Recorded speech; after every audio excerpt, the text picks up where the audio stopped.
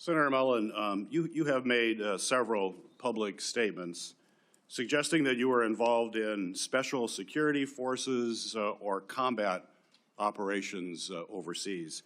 In 2023, you said in a Senate Republican Conference podcast, and I'll quote, "There's another side of my bio that I don't ever talk about, nor will I. I had to go do something overseas." On March 2nd of this year, you told Fox News interview, quote, "War is ugly, it smells bad. If anybody has ever been there and been able to smell the war that's happening around you and taste it and feel it in your nostrils and hear it, it's something you will never forget." On March 3rd, in a podcast interview, you stated, quote, "I did special assignments outside of DOD, now DOW. I never wore the uniform or the flag on my shoulder, but I might have been in the same area." Your statements in public interviews and your responses to the committee are, quite frankly, confusing and they are inconsistent. And I'd like you to clear this up. You're under oath. We can clear it all up right now. And first, I'd like to ask unanimous consent to enter into the record my letter to you on March 11th and your addendum to the committee of March 12th regarding any overseas special assignments. Without objection. So my question for you, sir, is before your time in Congress, other than on vacations with your family, have you ever traveled to a foreign country? No. You've never traveled to a foreign country? Outside of vacation or mission work, no. Okay. Have you, your FBI report does show some travel. I think it was to Georgia and Azerbaijan. You marked that that was not for tourists. Are you referring to August of 2021 when we went to go get the Americans out of Afghanistan? I'm just That's saying. what that travel was for, which Okay. we did So clarify that. you have traveled. So you've traveled to Azerbaijan and Georgia. That was in your FBI report, although you just said you've never traveled. Sir, I thought you were referring to a different time, but in 2021, it was well documented. In fact, It was all over the news, and I actually did say that, and we put that down on the report.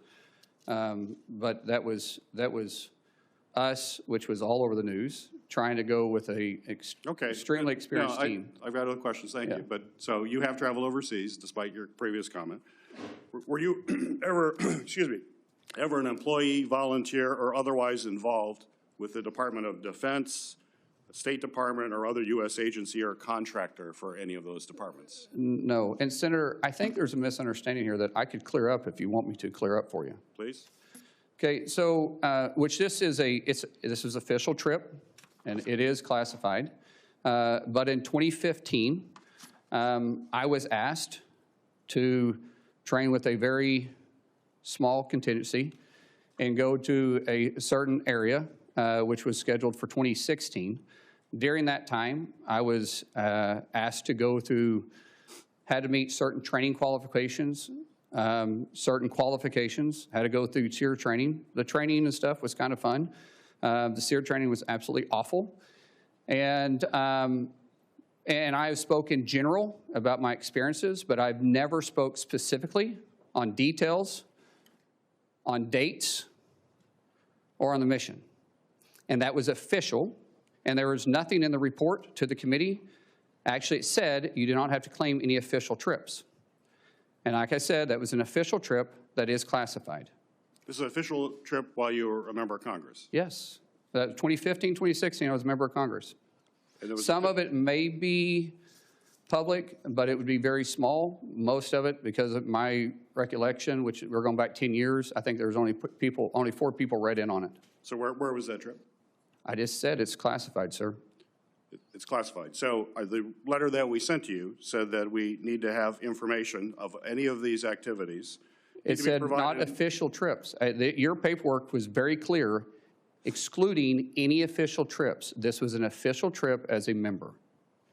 Well, we have more questions we're going to have to ask. When in the FBI report, I asked, is there anything in that report that is classified, that you were involved in any kind of classified operation at all? And there's none. It was the FBI also report- excluding, it also said excluding official duties. It says that. And you guys have the paperwork in front of you, and it always says excluding official duties. We had this committee come to us and ask the same questions. We talked about doing mission work. We talked about doing mentorship. But they said official duties that was in your official capacity does not have to be talked about. So where did you smell war? Sir, I just said that this was classified, and the dates, locations, and admission, I've never spoke specifically details about. Well, we can get that information. That's fine. Mr. Chair. You're welcome to get it. We will want to find out more information about that. That's perfectly okay, It's important Senator. to have the truth here, and that you're portraying yourself in a truthful way. Sir, I'm not portraying myself in any way other than you're asking the question. I said I would try to clear it up for you. We'll continue to work on that. Thank you. After DHS officers shot and killed 2 American citizens this past January, you joined top administrative officials in publicly blaming and disparaging the victims. Following the killing of Renee Good, Secretary Noem called her a domestic terrorist.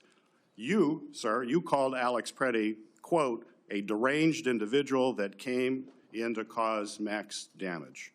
Could we expect those kinds of quick responses if you are confirmed as secretary? Would you be basically, well, you did, you responded as Secretary Noem. Are we going to just expect that same behavior all over again? No, Senator. I have a deep amount of respect for you.